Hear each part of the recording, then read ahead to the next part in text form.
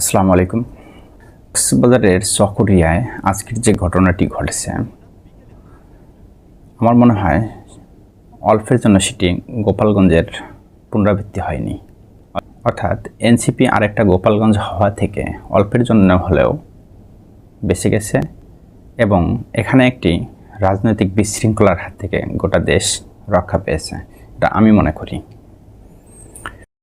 আজকের ঘটনাটা যদি প্রত্যক্ষ করি তাহলে আমরা দেখতে পাই যে বিএনপির নেতাকর্মী, ছাত্রদল, যুবদল, স্বেচ্ছাসেবক দল, এদের নেতাকর্মী একত্র হয়ে এনসিপির অস্থায়ী পথসভার মঞ্চ সেটি ভেঙে ফেলেছে। অর্থাৎ এখানে আমরা লক্ষ্য করলে বুঝতে পারি যে বিষয়টা কতটা সিরিয়াস হলে একটি দলের নেতাকর্মী অন্য একটি দলের প্রোগ্রামে বাধা দিতে পারে। ছোট্ট একটা উদাহরণ দেওয়া যাক। ধরুন, আপনার এলাকায় একজন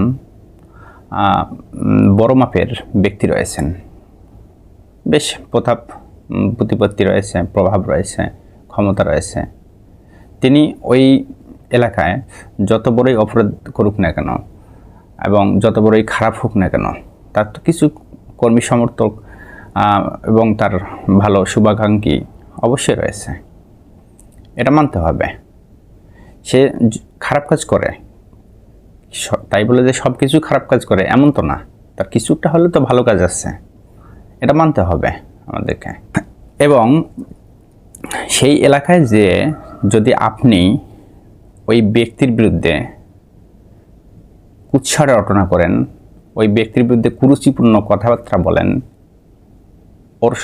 ওই এলাকার অন্য ব্যক্তির কাছে ওই ব্যক্তি সম্পর্কে, মানে এমন সব কথাবার্তা যে কথাবার্তাগুলো গ্রহণযোগ্য নয়, যে কথাবার্তাগুলো ওই ব্যক্তির এলাকায় যে বলতে হবে না, অন্য কোথাও যদি বলা যায় সেই হিসাবে গ্রহণযোগ্য নয়, সেখানে যদি আমরা তার এলাকায় যে, ধরুন আমার দিক দিয়ে বলি, যদি তার এলাকায় যে ওইসব কথাবার্তা বলি তাহলে ব্যাপারটা কীরকম দাঁড়ায় এটা তো বুঝতে হবে আমাদেরকে।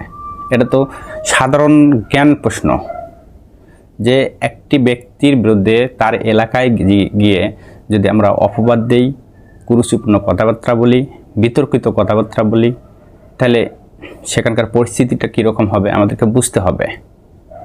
আমরা তো বুঝি, আমরা তো মানুষ, এই সামান্য জ্ঞানটুকু যার ভেতরে থাকবে তারা তো এরকম করতে পারে না।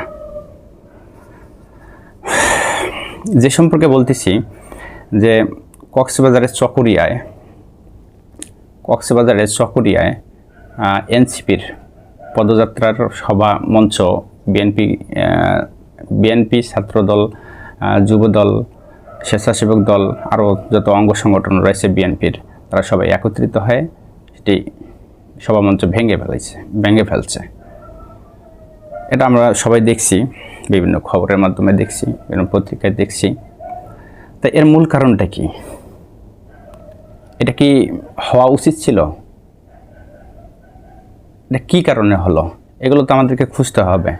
আর এগুলো খুঁজতে গেলে আমরা পাই এনসিপির গুরুত্বপূর্ণ নেতা, তিনি হচ্ছেন নাসিরউদ্দিন পাটোয়ারী সাহেব। এনসিপির একদম খুবই গুরুত্বপূর্ণ নেতা, বড় মাপের নেতা বলা যায়। তিনি একটা বিতর্কিত মন্তব্য করে লাইছেন, বিতর্কিত বক্তব্য দিয়ে ফেলছেন, কুরুচিপূর্ণ যেটাকে বলা যায়, যেটা রাজনৈতিক ভাষার মধ্যে পড়ে না, এমনি ভাষার মধ্যেও পড়ে না। অর্থাৎ মূল্যবোধহীন কথাবার্তা, একটা অযৌক্তিক, অরুচি, অশালীন, শিষ্টাচার বহির্ভূত কথাবার্তা। আর ভাই, আপনারা জুলাই পদযাত্রার নামে পদযাত্রা করতেছেন, ঠিক আছে, করেন, সারা বাংলাদেশে করতেছেন, তো আপনারা বিতর্ক সৃষ্টি করেন কি জন্য? এটা কি আপনাদের পদযাত্রার মূল থিম, মূল টপিকস, যে আপনারা সারা বাংলাদেশ পদযাত্রা করে বের হবেন, পদযাত্রা করবেন এবং সেখানে শুধু বিতর্ক জন্ম দেবেন, বিশৃঙ্খলা সৃষ্টি করবেন, একে ধরবেন, ওকে কোপাবেন, ওকে হুমকি দেবেন, ওকে হুঁশিয়ারি দেবেন? ভাই, এভাবে কি পদযাত্রা চলে? আপনারা কোন পদযাত্রা শুরু করে দিয়েছেন?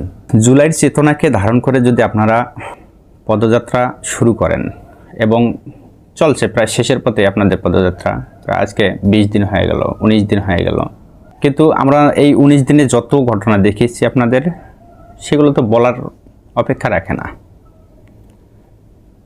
আপনারা তো জুলাই সম্পর্কে কোনো কথা বলেননি। আপনাদের পদযাত্রা কি কথা বলছেন? জুলাইয়ের চেতনা সম্পর্কে কি কথা বলছেন?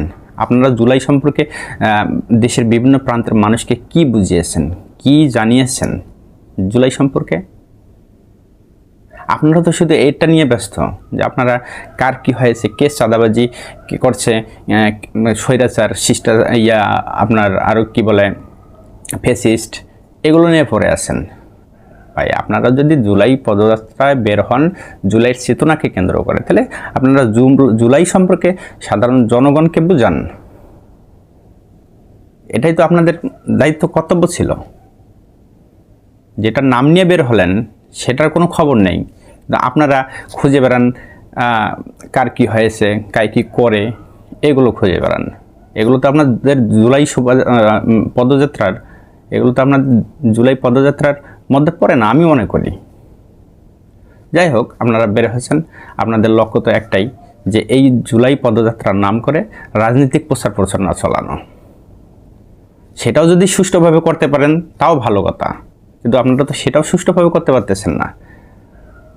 আপনারা সবসময় অশান্তি, বিশৃঙ্খলা, ঝামেলা, বিতর্কিত বক্তব্য, অশালীন কথাবার্তা, শিষ্টাচার বহির্ভূত বক্তব্য, এগুলোই দিয়ে যাচ্ছেন সবসময়, সব জায়গাতে সব সময় এগুলোই দিয়ে যাচ্ছেন। এগুলো তো আপনাদের জুলাই পদযাত্রার ক্ষেত্রে এগুলো প্রযোজ্য না, আমি মনে করি প্রযোজ্য না। আপনি এগুলো বলতে পারবেন কখন? আপনি যখন রাজনৈতিক উদ্দেশ্যে বের হবেন, রাজনৈতিক উদ্দেশ্যে কোথাও যে বক্তব্য দেবেন শেষ সময়। কিন্তু তাই বলে আপনি যার সম্পর্কে বলবেন তার এলাকা যে বলবেন, এটা তো এলাকার মানুষ মানবে না। তিনি যত বড় খারাপ হোক না কেন, সেটা তো মানার কথা না। আপনার নামে যদি আপনার এলাকায় যে কেউ অরুচিপূর্ণ, কুরুচিপূর্ণ, বিতর্কিত কথাবার্তা বলে, আপনি মানবেন? কখনোই মানবেন না। আপনি যদিও মানেন, আপনি যদি চুপ করে থাকেন, আপনার কর্মী সমর্থক, আপনাকে যারা ভালোবাসে, আপনি যত বড়ই খারাপ লোক হন না কেন, আপনাকে তো অবশ্যই কেউ না কেউ ভালোবাসে। সেই একটা পার্সন যদি ভালোবাসার লোক থাকে, সেই লোকটাই বের হয়ে প্রতিবাদ করবে আপনার পক্ষে। এই কথাটা কি আসলে আমরা মনে রাখতেছি না? এই কথাগুলো কি আমরা বুঝি না? যাই হোক, যেভাবে শেষ হয়েছে আজকে কক্সবাজারের চকরিয়ার ঘটনাটি, যেভাবেই সামাল দিয়েছে বিএনপি, বেশ দেশ এবং জাতির জন্য অনেক ভালো হয়েছে। এটা কলঙ্ক থেকে অন্তত রেহাই পেয়েছে। কিন্তু আমাদের উচিত, আমরা বক্তব্য দেব কাউকে হেয় করে নয়, কারো সম্পর্কে কুরুচিপূর্ণ কথাবার্তা, বিতর্কিত কথাবার্তা বলে নয়। রাজনৈতিক বক্তব্য দিতে গেলে রাজনৈতিক শিষ্টাচার বহির্ভূত কোনো বক্তব্য না দিয়ে শিষ্টাচারের ভেতরে যেগুলো কথাবার্তা আছে, শালীনতাপূর্ণ কথাবার্তা বলা আমাদের উচিত এই মুহূর্তে। আমাদেরকে এটা বুঝতে হবে, বুঝে শুনে আমাদেরকে কাজ করতে হবে। তাহলে তো দেশে আমরা শান্তি শৃঙ্খলা বজায় রাখতে পারবো। আমরা যদি শান্তি শৃঙ্খলা বিনষ্ট করি, তাহলে এটা তো ফিরিয়ে আনার মতো লোক নেই। সাধারণ জনগণ তো সেটা করতে পারবে না, কারণ সাধারণ জনগণকে তো আপনারা রাইটস দেন নাই। রাইটস তো আপনারাই পকেটে নিয়ে ঘুরে বেড়াচ্ছেন। তো আর বেশি কথা না বলি, এভাবেই আজকের ঘটনাটি যদি আর একটু বেশি হয়ে যেত, তাহলে আমার মনে হয় এটি সেই 16 তারিখের গোপালগঞ্জের একটি পুনরাবৃত্ত ঘটনা হতো। যা হোক, আল্লাহ সেখান থেকে আমাদেরকে রক্ষা করেছেন। ধন্যবাদ সবাইকে।